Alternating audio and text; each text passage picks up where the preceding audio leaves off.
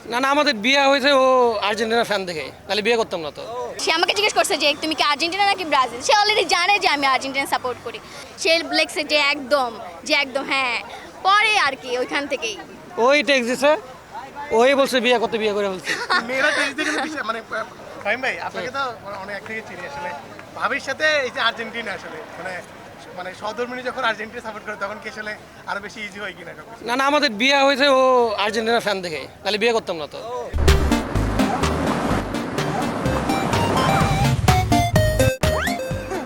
Brazil fan হইলে তো কোনো বিয়ে করার চান্সই নাই। ভাবির ক্ষেত্রে কি এরকম নাকি? Same. এটা যদি একটু ব্যাখ্যা করতেন না আসলে, মানে আর্জেন্টিনা ফ্যান না হলে বিয়ে করতেন না? না না না মানে আপনার শুরুটা কি আসলে, শুরুটা কি যদি একটু বলতেন? শুরুটা আমি বলবো। হ্যাঁ, sure. বলো। আমি ওকে টেক্সট দিয়েছিলাম যে একটা স্টোরি রিপ্লাই দিয়েছিলাম যে ড্রিমি লেখা। পরে আমি ওকে বলেছিলাম যে আমাকে একটা জার্সি দিবা। সে আমাকে জিজ্ঞেস করছে যে তুমি কি আর্জেন্টিনা নাকি ব্রাজিল। সে অলরেডি জানে যে আমি আর্জেন্টিনা সাপোর্ট করি। আমি বলছি কি ব্রাজিল হলে কি দিবা না। সে বলতেছে না না না, সমস্যা নেই। পরে সে আমাকে জার্সি পাঠাইছে। তারপর থেকে আমাদের ফ্রেন্ডশিপ, তারপরে আমাদের প্রেম, এরপরে প্রেমের 9 মাস পরেই আমাদের বিয়ে। ভাই আপনার প্রথম যখন টেক্সট পেয়েছেন তখন কি, তখন জার্সির জন্য তো আপনি অনেক টেক্সট পান? না এটা জার্সি দিয়ে টেক্সট আমি লিখছিলাম যে ড্রিমি, মানে একটা একটা স্টোরি দিয়েছিল কোন একটা বার্সেলোনার প্লেয়ার হচ্ছে বিয়ে করতেছে। আমি লিখছি ড্রিমি। সে লিখছে যে একদম হ্যাঁ। পরে আর কি ওইখান থেকেই আপনারটা আপনি শেয়ার করেন, আপনার বাস্তবটা একটু যদি শেয়ার করেন। এই তো ও তো বলেই দিচ্ছে আর কি। মানে যখন আপনি মেসেজ পাইছেন তখন কি হ্যাঁ। মনে ভাবছিলেন কিনা যে না না এমন তো কিছু হয় না। ওই টেক্সট দিছে, ওই বলছে বিয়ে করতে, বিয়ে করে বলছে। মেয়েরা টেক্সট দিয়ে কিন্তু মানে প্রকাশ করে না, বলতে চায় না, হ্যাঁ। ছেলেদের উপর চাপাই দিতে না? আচ্ছা ওর মোটো ছিল যে সে কখনো বিয়ে করবে না আর কি। সে আমাকে বিয়ে করছে। Okay, এটাই। ভাই পুরো দল নিয়ে কি বলবেন আপনাদের, মানে পুরো দলটা কেমন হচ্ছে আর্জেন্টিনা? অনেক ভালো দল, ইনশাল্লাহ আমরা জিতবো। ব্রাজিলও জিততে পারে, পর্তুগালও জিততে পারে। পর্তুগালও দলও অনেক স্ট্রং, তো আশা করি আমরা জিতবো। মেসিকে নিয়ে কি বলবেন? মেসিকে নিয়ে কোয়ালিফাই করতে, হ্যাঁ মেসিকে নিয়ে কি বলবেন? যেহেতু আপনি তো মেসি ডায়াট ফ্যান, হ্যাঁ, অনেক হ্যাঁ। মেসির অনেকগুলো জার্সি আপনার কাছে আছে। আশা করি মেসি তার 3rd গোল্ডেন বল পাবে এবার ইনশাআল্লাহ। সব মিলে।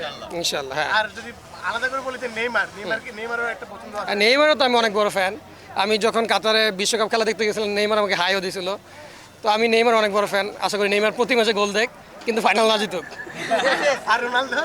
রোনালদো রোনালদো নিয়ে কিছু না বলি, বছর বয়স হয়ে গেছে, মুরব্বী মানুষ, থাক কিছু না বলি রোনালদো। না না জি। কিন্তু আমরা এটাই চাই যেন মেসি জিতুক, যেহেতু এটা মেসির লাস্ট ওয়ার্ল্ড কাপ।